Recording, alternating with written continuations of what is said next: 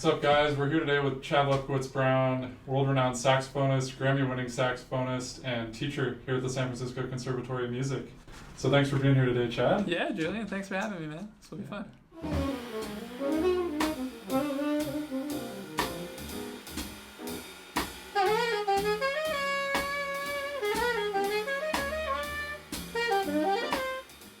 You mentioned in your article that when you Google how much money does a jazz musician make, it comes up with like $23,000 a year. You stated in your article you think that's wrong, first of all. But do you think that's how the general public sees it? Yeah, that's a great question. Yeah, so, just a little context. I wrote an article to add context to these myths that exist about jazz musicians and what their salaries realistically are. A typical person is going to have the idea that jazz musicians make nothing and that, they all have day jobs as, postal service workers. I do think that is what, sadly, the general public probably does think. It is not the case, and it's more nuanced than that, and also it gets into how taxes work and how claiming income works. Sometimes I talk about this very openly because I want musicians and people who are thinking about becoming musicians to know the reality about what you can make and how it's very feasible to make a good living. When I was in high school, I just thought, oh my gosh, how the heck does it work? Yeah. And I just knew that this was all I could do. I was so passionate about it, and that was that. So I never doubted that it was what I was going to do, but I didn't really understand how I would be able to make a living, when I would be able to make a living, and just how it all worked. Do you remember when somebody told you the first time that you can't make money as a jazz musician, or you're not going to make very much? I won't say who, but it was a well-known saxophonist who I took a lesson with. I was a fan of their playing and was excited to work with them, and I was very advanced for my age. He still told me, I say this to all my students, are you sure you want to do this? Because, it's a hard life. And that just gets into perspective. It's all perspective. There are doctors, lawyers, accountants that are miserable, and taxi drivers, doctors, lawyers, accountants who love their lives. I'll never forget that moment when he told me that, and fortunately I was just so driven and so passionate about what I was doing that I knew it wasn't going to stop me. Generally speaking, older jazz musicians might look at the younger generation and say, oh, they all want to become jazz stars, and poor things, none of it's going to work out. But the reality is, some guys will graduate from college and play cruise ship gigs and just think it's the best thing ever. But some people won't be happy with that and they'll go a different route. Yeah, I definitely don't tell anyone being a musician is a hard life, Yeah. I will just say really quickly, I think what is hard sometimes that people don't realize is that sometimes you get to that dream where you're touring constantly and stuff like that. That ends up being really rigorous and tiring, and that can be disappointing because you spend a really long time thinking all you want to do is go on tour and play jazz festivals in Europe and stuff like that. And then you do it, and then, it's not like all of a sudden magically your whole life is made and you're happy forever. Life doesn't necessarily work that way, for one. And two, sometimes you'll see that, there are pros and cons to anything, and touring has all sorts of cons. But even that is perspective, You'll get through the 12-hour flights a lot better if you have a good perspective and a good attitude about it. I have no regrets. I love what I do. Maybe not every day is perfect, but that's how life is. It's a awesome career to be a jazz musician, that's for sure. Yeah, do you remember when you were actually first able to make a living?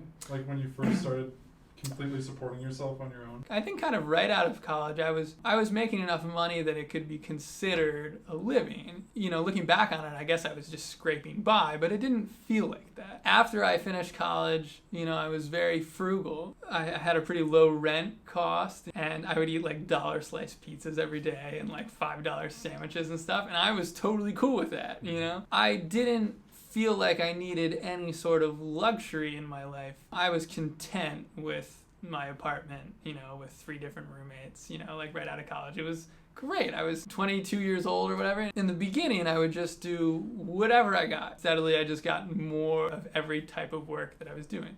Developing relationships with people that I liked playing with, working on music. And as you develop your career, your peers develop their career. They're able to set you up with better stuff as you're setting them up with better stuff. And it's just a steady climb for most people. For me, things developed pretty fast. I worked very, very hard. Every day I was spending hours and hours and hours either practicing or working on my career by networking and going out and meeting people and playing sessions and doing free rehearsals. And I think in general, just the more time you spend on something, the faster it develops. So yeah, you wrote the article 18 Ways to Make Big Money as a Jazz Musician. Actually, I think it was just about a year ago now. So I grouped those 18 ways into like 4 different categories. And I should specify, I'm not necessarily an expert on all of these categories, because I haven't done all of these categories, but they're just the categories that I'm familiar with. I think one of the coolest things about your career so far, too, is that you come up with all these creative ways to make a living. So the first one's like a performance route. So the first category is becoming a renowned soloist, which obviously you have experience in. Yeah, well, thanks, man. It's a marathon. It's not a race. You're probably not going to become a renowned soloist overnight. To me, it means, headlining festivals, making college visits, being featured with big bands, stuff like that, That's really just what I do in my career now. I tour on my own as a soloist, occasionally as a sideman, but only in small group settings where I'm featured prominently. We live in a very different age now. This is not a time when a record label is going to pick you up as a jazz musician and push along your career. Usually now it's kind of a DIY type of thing. You got to do it yourself. You have to have somewhat of an original approach, an original voice, which I'm 29 years old today. I feel like I'm still on my journey of getting to where I want to be. That will happen the more and more you put out music and just the more you develop your craft. Then you need people to hear that and see that. Associate yourself with as many high-level musicians as possible. I didn't necessarily do that approach. Now, I played as a sideman with very top-level artists, as I was coming up, like Clarence Penn and Arturo Farrell. So obviously that contributed to me getting to where I am now. I guess the way that happened was the other approach, which was more just focusing on developing an audience. I essentially just did that with social media, with YouTube, Facebook, now Instagram. I think just my main tip with that would be always be focusing on the craft and consistent content so people can see what you're doing and they feel like they can watch your process and grow with you. The second one you talked a little bit about, but it's the in-demand sideman. Focus on what the music needs. Bring yourself to the music. Don't try to manipulate the music to come to you or feature yourself. Oftentimes that's the best thing to do in music anyway. That can be hard. It can be easy to lose sight of that when you're doing your own thing. But as a sideman, 100% you want to be focusing on what the music needs, on what the leader wants. People typically want their music to be played expressively. That really just a lot of times takes commitment and intent. You want to have your skills together. You don't want to have weaknesses, gaps in your skill set, because it can be frustrating as a band leader if the guy or girl isn't a good sight reader. So you want to have all your skills together. Outside of music, you just want to be a good person. You want to be responsible. You want to show up on time. Be polite in rehearsal. You don't want to be taking over the rehearsal. You want to be supporting the artist.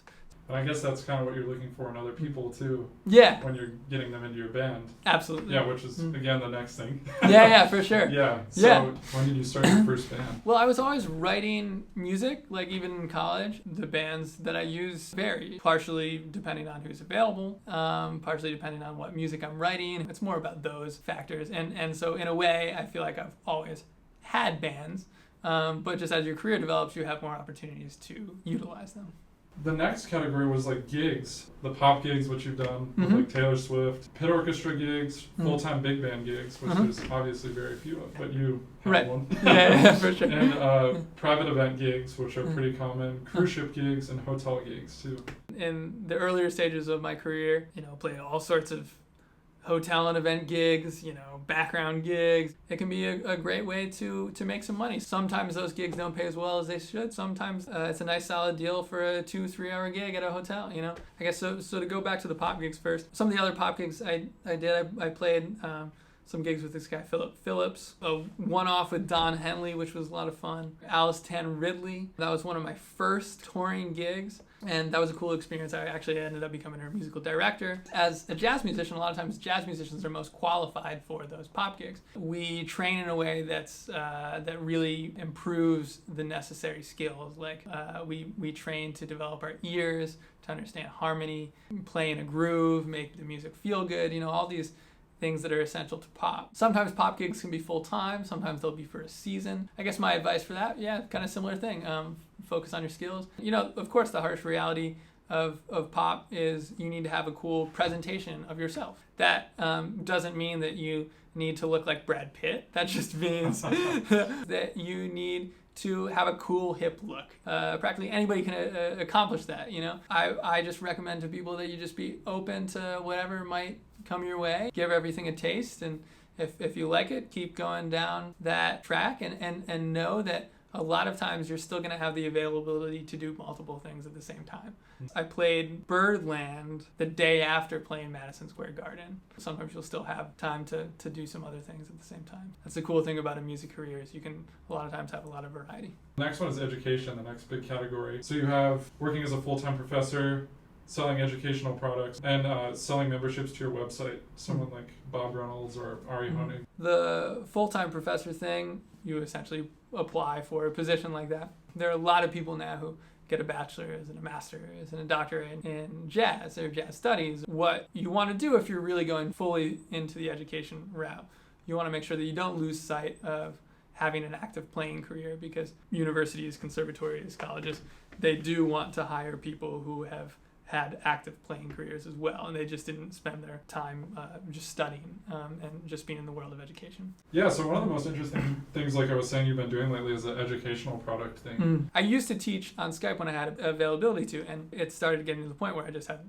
less and less availability. My studio was closed for a long time, for years. I wasn't taking new students, and then it got to the point where I was cutting back the amount that I was even seeing those students. And being a visiting artist here at San Francisco Conservatory, I'm here every month for a week doing this. I don't have time for anything else really, you know. So meanwhile, I'm just getting berated with questions through social media. So I started to try to put out some, I call them PDF packages, because they'll have sheet music and sometimes play-alongs and some other supporting material. I try to put stuff out like that that could help people that maybe didn't have the budget to be taking consistent lessons or wanted to be able to study some stuff on their own time. You know, that was popular enough that it allowed me to start dedicating more time towards that, and eventually I phased out my Skype teaching studio, so now I just teach here, which that was starting to become the case anyway with just my performance schedule. There are lots of other avenues to go, I think, for presenting online educational material. Tons of people are doing it. There's a big market for it, and I think it's been barely even tapped into. Some people do the membership type of subscription, like Bob Reynolds, and I know lots of other people do it as well.